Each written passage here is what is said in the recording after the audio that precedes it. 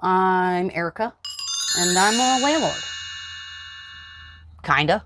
Technically, I own this house, but I can't afford to actually sleep in it.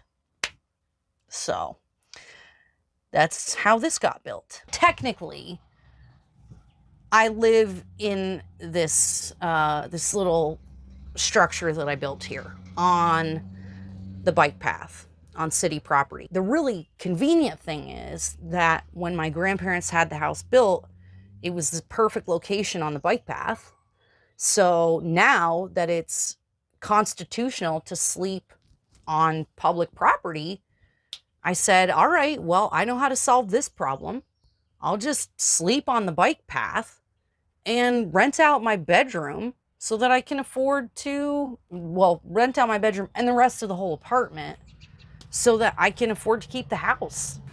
I am the 4th generation to live here. My grandmother and my grandfather built the place in 1963. And my great-grandmother lived in the mother-in-law apartment. Love it here in Burlington. It's beautiful, family, all from here.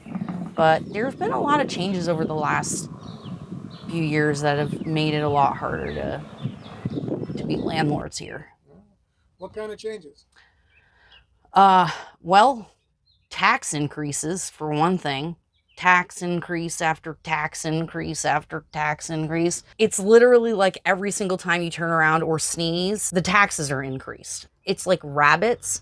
All of a sudden we just get a notification that there's new taxes or some new regulation or some new thing that they're gonna make us do. This is my favorite. There is this program from Efficiency Vermont. They do this test and they can test where you need to upgrade your insulation or if you need a new furnace and all this stuff. So I was like, sure. $16,000 worth of renovations.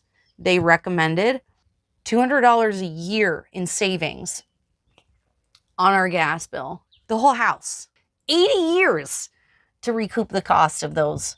They're trying to make that a permanent requirement for landlords to do. I'll be dead when those savings are realized. You're welcome, granddaughter. Here's the deal. I'm a resourceful person, and I don't take things lying down. So I said, you know what?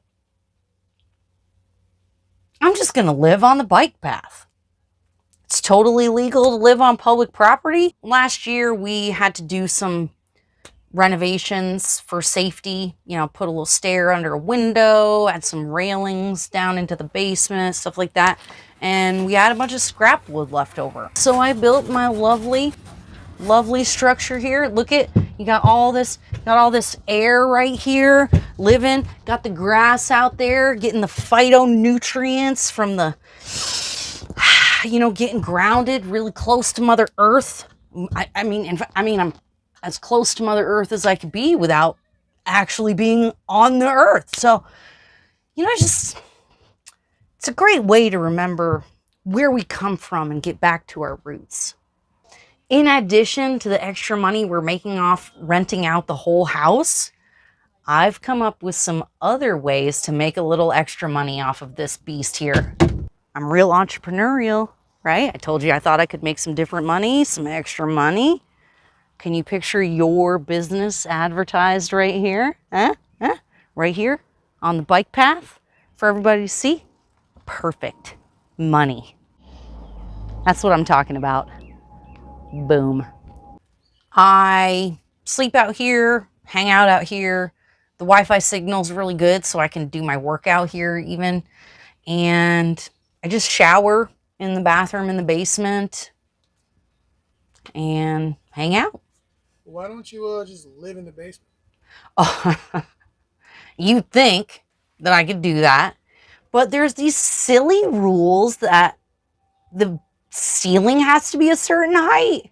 It's crazy. So I use the bathroom down here, which is great.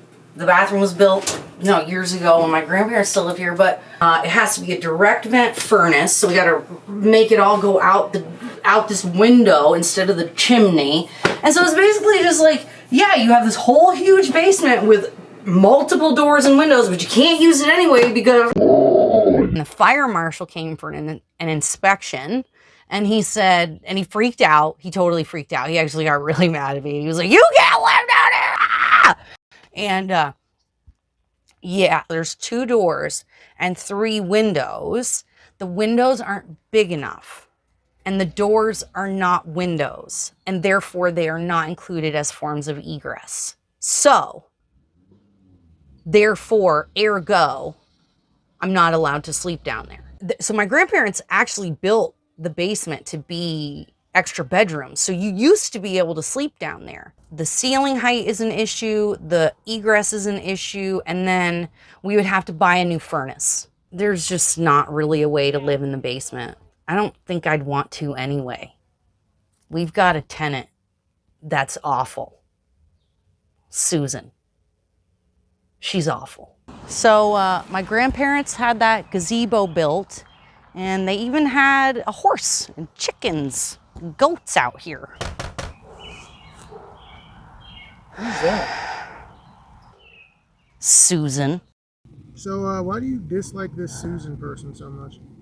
Let's start with she hasn't paid rent in 3 months, and I'm trying to evict her, and I can't. They make the process really, really hard here. Even when people aren't paying rent or destroying property or whatever, my tenants have more rights to my property than I do.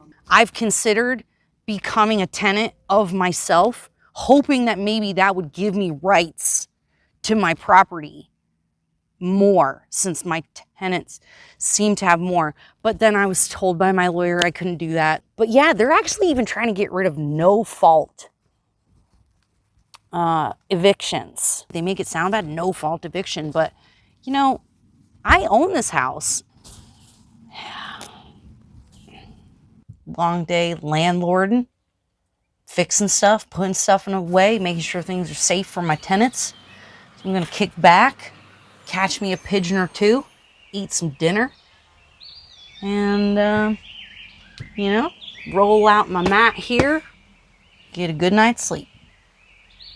And that's homeless landlord living.